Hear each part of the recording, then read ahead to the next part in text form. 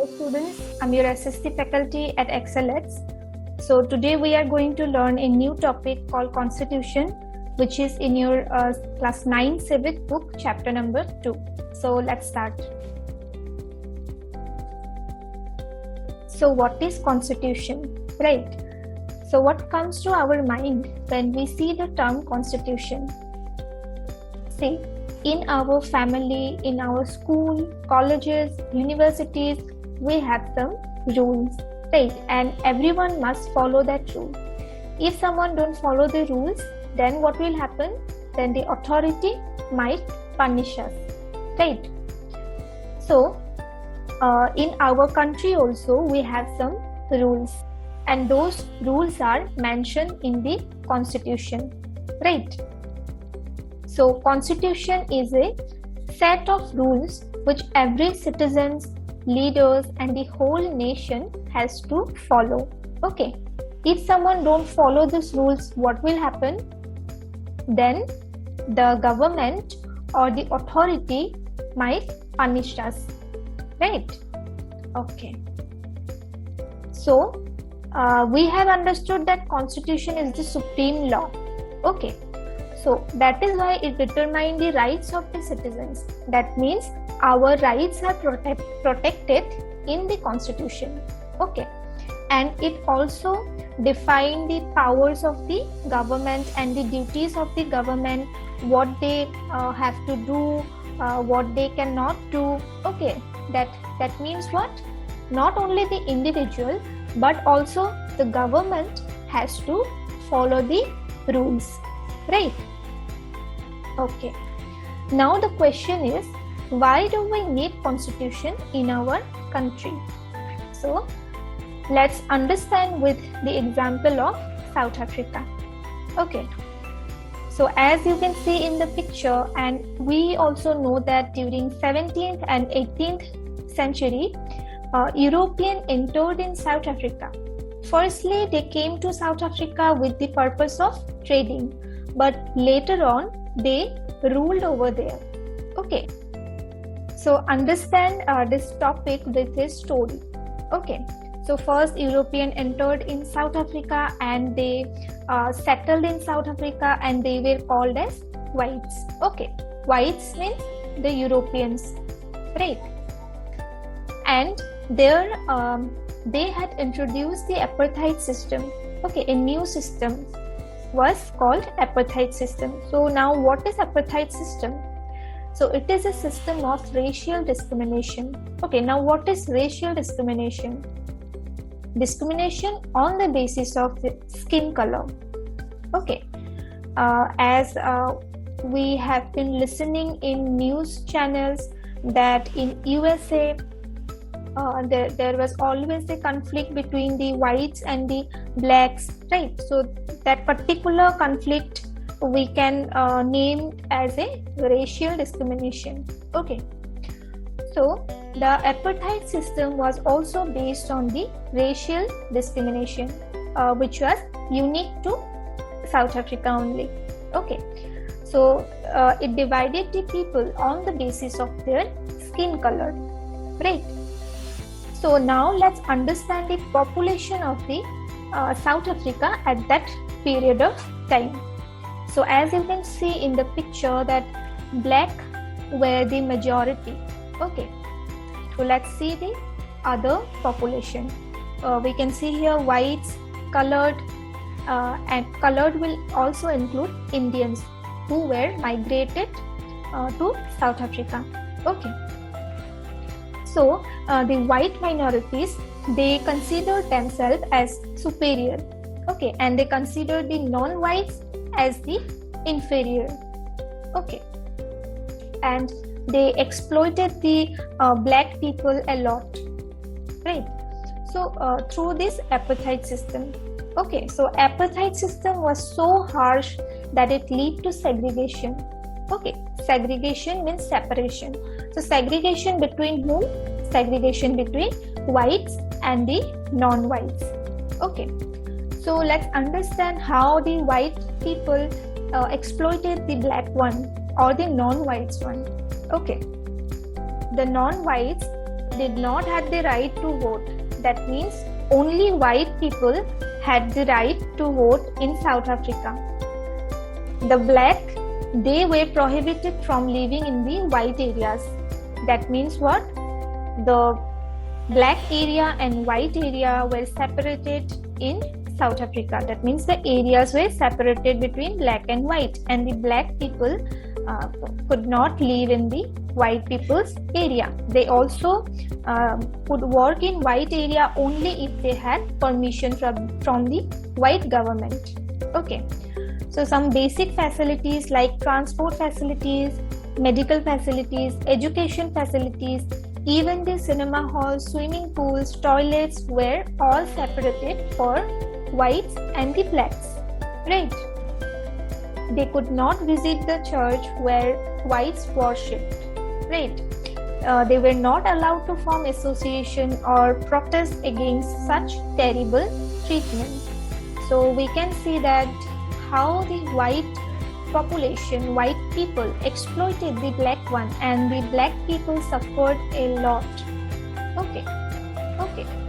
That is why in 1912, ANC, that is African National Congress, was formed, and their main aim was fighting against the apartheid system, or fighting for the rights of the non-whites or black people.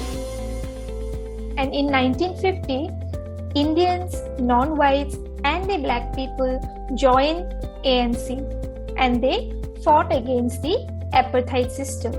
They also launched various protests against the white government. So, in 1960, the white government banned the African National Congress, right? But Nelson Mandela never lost hope. As we all know, Nelson Mandela was the freedom fighter of South Africa who fought for the rights of the black people. Okay, he wanted to make free South Africa from the white government, right?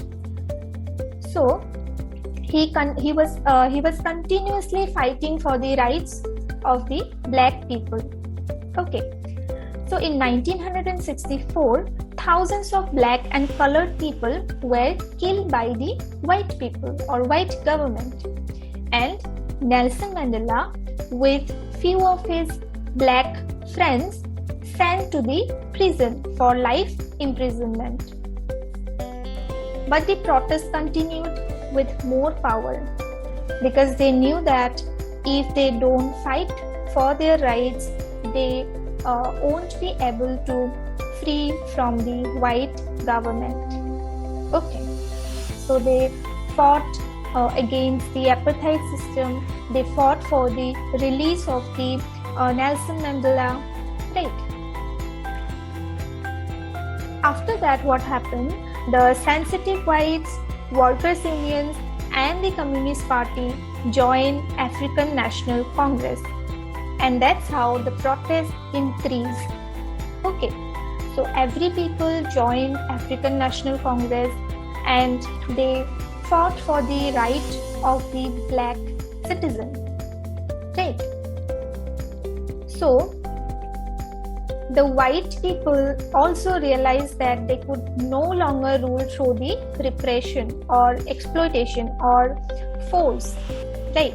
So after 28 years of imprisonment, Nelson Mandela finally came out from the prison, and they had a negotiation between two parties, black and white. So finally in 1994, on 26 April, a new South African flag was unfolded. Okay, so as the new South Africa was emerging, now what will happen to the white people? So Nelson Mandela was the first black president of new South African government. Okay, so Nelson Mandela, he approached the fellow black people to forgive the white ones.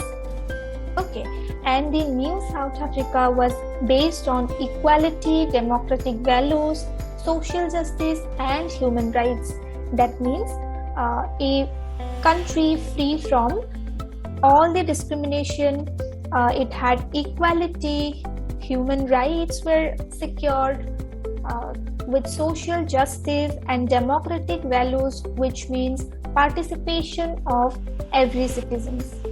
Okay, so both the parties sat together and they decided to make their own constitution, right? So now it is very difficult to make the constitution of South Africa because both the parties had some insecurities. Okay, so black people thought that what if the apartheid system again imposed? Okay, and the white people thought that what if the black people throw out them, right? So let's understand their demands. So black people demanded the majority rule, one person, one vote, and right for the poor and the workers, because as they were exploited by the whites, so their main concern was what? Right for the poor and the workers, and the equality, that means one person, one vote. Okay, and white people demanded that majority rule would not be absolute and they would not take away the property of the white minorities, because whites were the minorities in South Africa, so they definitely had some insecurity. If the majority people throw them out, then what will happen, right? So that is why these are their demands. So after long discussion, they had agreed to a compromise. Okay, so now what was the guarantee that this trust will not be broken in future? That means, suppose they had compromised. What if one party don't follow the promises? What will happen? What is the guarantee? So what they did, they made some rules, right? Rules like how the rulers are to be chosen. That means who will choose the ruler, how will they choose the rulers, right? So what government can do, what government cannot do, what is the power of the government, right? And also some rights of the citizens. Okay, so these rules will be supreme. No government, no individuals will be able to ignore this. Okay, so these rules became the Constitution of South Africa. Okay, so I hope you have understood what is Constitution and why do we need Constitution with the example of South Africa, right? So we will read more about it in our next class. Thank you so much.